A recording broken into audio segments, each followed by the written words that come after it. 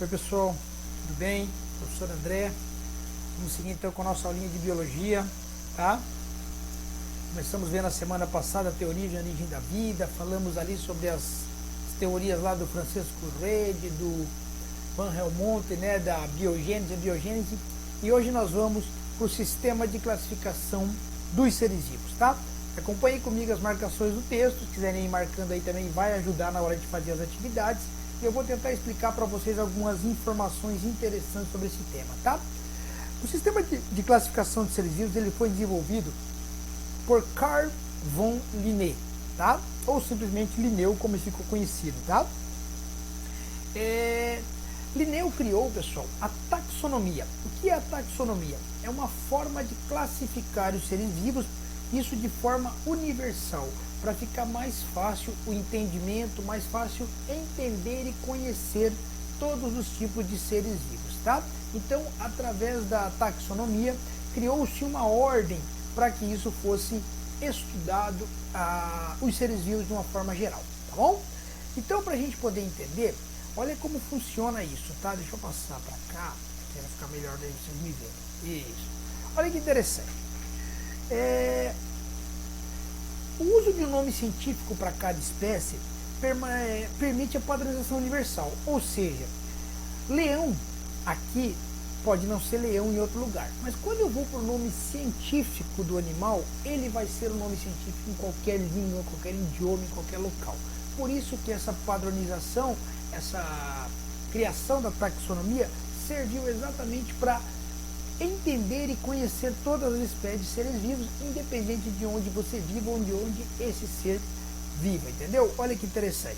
O cão doméstico, por exemplo, ó, ele permite seu conhecimento em qualquer parte do mundo, como eu falei, por canis familiares. Então aquele cachorrinho que você tem na sua casa, eu chamo de cachorro, outro chama de cusco, né? Outro chama de... enfim, mas fica como canis familiares o nome científico do cachorrinho, né? Nosso querido amigo, para que ele seja conhecido em todas as partes do mundo. Outra coisa importante, pessoal, prestem atenção. Nós temos mania de falar, porque é da mesma espécie do fulano, porque é da mesma espécie do fulano. Espécie, pessoal, só são indivíduos que podem gerar descendentes entre si. Então, por exemplo, um leão não é da mesma espécie de um gato, tá? Já vou entender aí um pouquinho melhor sobre isso daqui a pouquinho. Espécie só existe mesmo espécie se puder gerar descendentes entre si, tá? Senão, não é considerado da mesma espécie, mesmo tendo características parecidas, tá? Então, lembre isso e grave isso, tá? Olha que interessante agora, a gente vai falar de espécie e de reino, tá? O que é uma coisa, o que é espécie, o que é essas coisas, família, né? O que é reino?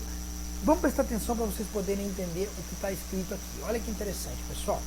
O gatinho doméstico que a gente tem na nossa casa, ele pertence a uma espécie chamada Felis catus. Ó, estão vendo aqui? Eu marquei Felis catus. Já o gato selvagem, tá? Originário da Europa, ele é da espécie Felis silvestris, tá? E a jaguatirica, por exemplo, né? Felis pardalis. Então percebam que eles são de espécies diferentes, ou seja, eles não vão gerar descendentes entre si, a não ser entre os Felis catus, ou entre os Felis silvestres, ou entre os Felis pardalis. Felis pardalis com Felis catus não podem gerar descendentes, então eles não são considerados da mesma espécie, tá? Só que eles têm, olha que interessante, eles possuem características muito próximas. Você olha um gato e uma jaguatirica, as características são semelhantes. Então, pessoal, a gente costuma dizer que eles são do mesmo gênero, que seria, nesse caso, o gênero Felis. Entenderam? Por isso que existe características parecidas entre o gato, a jaguatirica e esses outros animais, porque eles pertencem a um gênero Felis. Apesar de serem espécies diferentes, são do mesmo gênero. Até aí tranquilo. Agora presta atenção. O leão, olha que interessante, ele é da espécie Panthera leo. O tigre, Panthera tigris. A onça, Panthera onça. E o leopardo, Panthera pardo. Cada um tem a sua espécie. não geram descendentes, mas têm o mesmo gênero, tá? Que é o gênero Panthera. Tem o mesmo gênero porque tem características que se aproximam, tá bom? Agora, olha que interessante. Mas o gênero Felis e o gênero Panthera também apresentam características semelhantes, o que faz eles serem classificados pela taxonomia dentro da mesma família, nesse caso aí, a família Felidae, tá? Ou seja, dentro da família Felidae, temos o gênero Panthera e o gênero Felis. E as espécies, claro, Felis catus, gênero Panthera leon, Panthera... Entenderam isso? Espécie somente entre si. Família, características semelhantes. E, claro, gênero, aliás, características mais semelhantes. E família, características próximas, tá? Fica mais fácil de entender. Tá bom? A mesma coisa, pessoal, acontece com mamíferos, ó. Aves, répteis, anfíbios, peixes são animais que apresentam uma fase embrionária. Isso é uma coisa interessante, pessoal. Isso é uma coisa interessante, eu quero que vocês prestem atenção, tá? Nós pertencemos a um filo, tá? Nós seres humanos também, tá? Nós somos mamíferos, né? Então nós somos do filo Chordata. Por que esse filo chama-se Chordata? Por que nós somos enquadrados no filo Chordata? Porque quando somos ainda embriões, durante a formação do nosso feto, não só nós, mas como as aves, os répteis, os anfíbios, os peixes e os mamíferos, tá? Nós nascemos lá ainda na fase embrionária com uma corda, tá? Uma corda chamada notocorda. Para que serve essa corda? Essa corda permite que o embrião fique de forma ereta, ou seja, esticado, que caso não tivesse essa corda, o embrião provavelmente iria enrolar, tá? Você está entendendo, né? Essa corda, tá? Com o tempo, ela vai dar lugar, adivinha o quê? Exatamente, é a coluna vertebral, tá? Por isso que nós não dobramos, a coluna nos impede de enrolarmos, né? Então, todo mundo que tem essa notocorda, que eu já citei ali, são classificados no filo Chordata, tá? Nós também somos incluídos. Então, nós temos a nossa espécie, o nosso gênero, a nossa família e o nosso filo, tá? O filo Chordata, tá? Juntamente com o dos equinodermes, que são alguns outros tipos de animais marinhos. Todos essa sequência que eu falei, tá? Espécie, gênero, família, filo, tá? Fazem parte de um reino, o reino animal ou animalia ou metazoa, tá? Então a sequência, pessoal, nos enquadra todos no mesmo ambiente, só que, lógico, separados por características que nos diferenciam.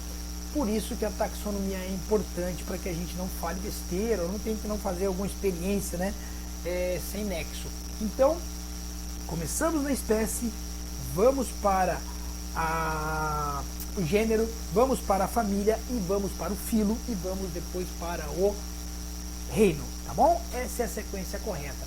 Então, quando quiserem pensar, né, somos do filo Chordata por essa característica que eu falei para vocês, a notocorda, que nos sustenta na fase embrionária, tá bom? Bacana essa ideia aí, né? Olha que interessante, pessoal. O mundo vivo. O sistema de classificação distribui os seres vivos em 5 grandes reinos. O Monera, é importante, hein? Destaca. Monera, Protista, Fungi, Metafita, que também é chamado de Plantae, e o Metazoa, que também é Animalia, é o nome científico dele, tá? E quem criou isso? Nosso querido amigo Whittaker, em 1969. Por que é tão importante a divisão dos seres vivos nos seus determinados reinos? Por uma questão de estudo, pessoal, para a gente poder entender isso, tá? Olha que interessante, então, tá? Eu vou pular essa parte aqui, eu vou direto para cá, onde a gente vai pegar características importantes de cada reino, tá? O reino Monera, formado basicamente pelas bactérias, tá bom? O nosso primeiro habitante do planeta, as bactérias, abrange todos os organismos procariontes. O que é um organismo procarionte? Não tem núcleo celular organizado, as suas células não têm o núcleo que organiza as funções da célula, tá? São unicelulares, ou seja, tem apenas uma célula, são heterótrofos, grave essa informação, não produzem seu próprio alimento, tá bom? com exceções de algumas bactérias ali que vocês vão ver na sequência do texto, tá? Que eu quero que você destaque nesse reino, então, quem é que está nesse reino? O Monera é formado pelas bactérias, tá bom? As bactérias são procariontes, não tem núcleo na sua célula, são unicelulares, tendo apenas uma célula, e como não produzem seu próprio alimento, são consideradas heterótrofas, tá bom? O próximo reino, a gente vai para o protista, que tem organismos unicelulares, com uma célula apenas, e também alguns organismos pluricelulares, tá? Que tem mais de uma célula. Todos nesse reino são eucariontes. O que é o eucarionte? As células são organizadas por um chefe, por um líder, que nós chamamos de núcleo, tá bom? E constitui, nesse grupo, né, estão os protozoários e as algas, tá? No Monera estão as bactérias, no protista já chegam os fungos e as algas, tá? Com essas características que eu acabei de explicar aí. O próximo reino é o reino fungi, não preciso nem explicar muito, onde estão todos os fungos, ou seja, fungos com uma célula e fungos com várias células, tá? Aí não tem muito detalhe. Isso aqui são fotos, né, pessoal? Vocês têm aí. Aí o cara fala assim, pô, lá na minha casa tinha um pão desse aí esses dias. Esse bolor é fungo, pessoal, tá? O queijinho aí que você gosta de comer lá, o Roquefort, que é o queijo mais forte do mundo, mais o gorgonzola, alguns outros queijos aí que tem uns coisinhas, são fungos. No caso do queijo, torna o queijo muito mais valorizado na questão de fungos, né? Os cogumelos aí nas madeiras, né? E o nosso famoso champignon que colocamos lá no nosso estrogonofe são exemplos do fungos habitantes do reino fungo, tá bom? Vamos para o reino plantae, pessoal. Isso é interessante, ó. Estão nesse reino todas as plantas, sendo divididas em briófitas, pteridófitas, gimnospermas e angiospermas, tá? André, vou ter que gravar isso? Vai, cara, vai ter que estudar isso sim, tá? Aí tem a divisão ali, se você quiser dar uma olhadinha depois, tá? Nesse reino todas são autótrofas. O que é um animal, um ser vivo autótrofo? Produz o seu próprio alimento. Pessoal, a planta, por ela ser um líder da cadeia alimentar, ser a base, o início de tudo, ela não tem quem a alimente, então ela precisa produzir o seu próprio alimento através das suas raízes, que retira os minerais do solo, fortalecendo essa planta. E a partir dessa planta, a cadeia alimentar se constitui, né? Então, as plantas são autótrofas, algumas exceções, mas a grande maioria autótrofa, produz o seu próprio alimento, tá? Sendo algumas com várias células, outras apenas com poucas células, né? São eucariontes, claro, onde o núcleo é organizado, e aí a gente forma o reino plantae. Aí nós temos aqui alguns exemplos, né, de briófita, de pteridófita, né? Se quiserem dar uma olhada com mais calma. E por fim nós chegamos no reino animalia, o reino que eu pertenço, que você pertence, que todos nós pertencemos, né? É o reino com o maior número de espécies, tá, pessoal?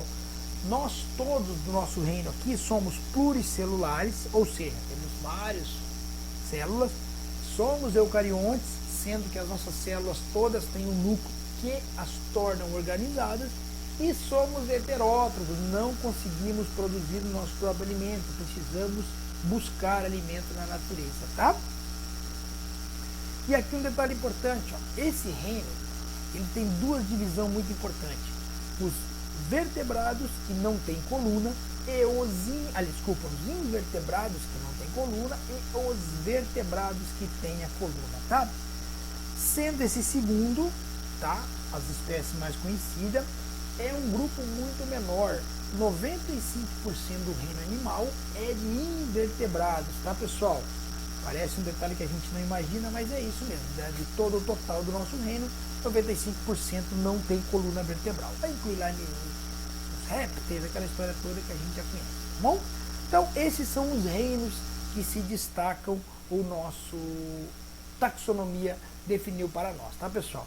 Algumas informações aqui importantes, e aí a gente vai chegar nas atividades, tá bom? Então é isso, pessoal. Basicamente eu queria passar algumas informações para vocês que eu pude explicar, essa definição de eucarionte, procarionte, autótrofos, heterótrofos, para que vocês pudessem um pouquinho só conhecer sobre essa classificação dos seres vivos, tá? Já sabemos então que o nosso gatinho não é da mesma espécie de um leopardo, tá? São do mesmo gênero e da mesma família, mas não da mesma espécie. Isso aí ficou bem claro para nós a partir de agora. Tá bom? Vou mandar informações lá no grupo e na próxima aula a gente conversa.